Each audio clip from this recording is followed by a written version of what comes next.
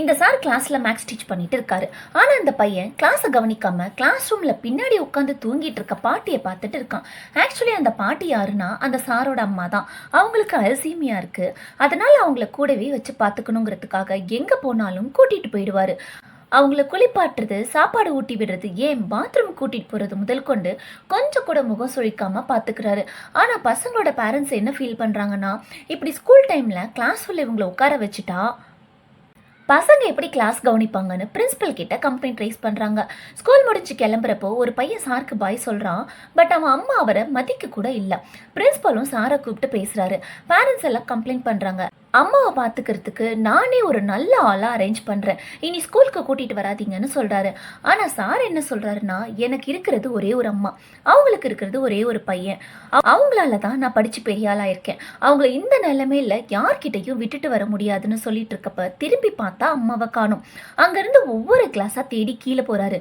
கிரவுண்டில் நின்று அம்மா அம்மான்னு கத்தி கூப்பிடுறப்போ பைக்கில் ஏற போன பையன் பார்த்துடுறான். அவன் ஸ்கூலுக்குள்ளே ஓடி போகிறான். அப்படியே அங்கேருந்து எல்லா பசங்களும் ஓடி போய் அந்த பாட்டியை தேடுறாங்க. எங்க தேடியும் பாட்டியை காணோம். இந்த பக்கம் ஒரு பையன் அவன் அம்மா கூட கார்ல போயிட்டு இருக்கப்ப பெரிய பையனா வளர்ந்ததுக்கு அப்புறம் உங்களை உட்கார வச்சு நான் கார் ஓட்டுறேன்னு சொல்லவும் அம்மாவுக்கு அவ்வளோ பெருமை. அப்ப சடனா பையன் காரை ஸ்டாப் பண்ண சொல்லிட்டு ஓடி போறான்.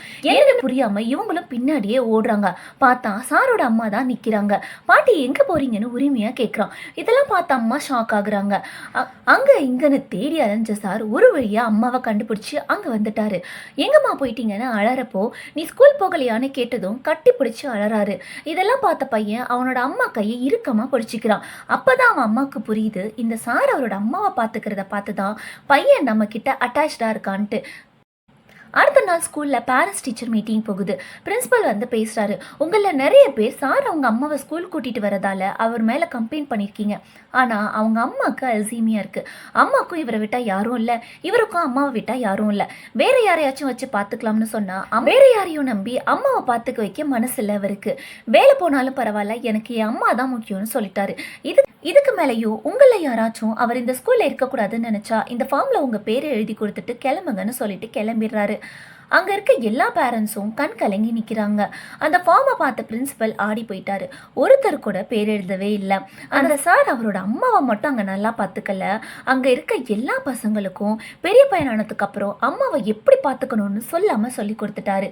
இந்த வீடியோ உங்களுக்கு பிடிச்சிருந்துச்சுன்னா வீடியோக்கு ஒரு லைக் போட்டு உங்கள் ஃப்ரெண்ட்ஸ் அண்ட் ஃபேமிலிக்கு ஷேர் பண்ணுங்கள்.